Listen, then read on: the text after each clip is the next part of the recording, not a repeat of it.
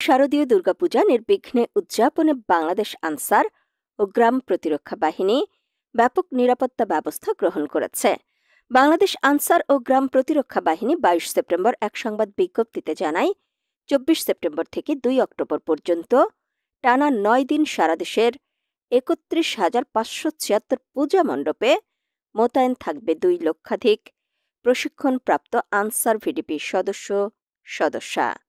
এতে বলা হয়, স্বরাষ্ট্র মন্ত্রণালয়ের নির্দেশনা অনুযায়ী এই বিশাল নিরাপত্তা কর্ম পরিকল্পনা বাস্তবায়নের পূর্বে বাহিনীর মহাপরিচালক মেজর জেনারেল আব্দুল মোতালেব সাজ্জাদ মাহমুদ, সদর দফতর এবং মাঠ পর্যায়ের কর্মকর্তা কর্মচারী, আনসার ব্যাটালিয়ন সদস্য এবং আনসার ভিডিপি সদস্যদের দিক নির্দেশনা দিয়েছেন।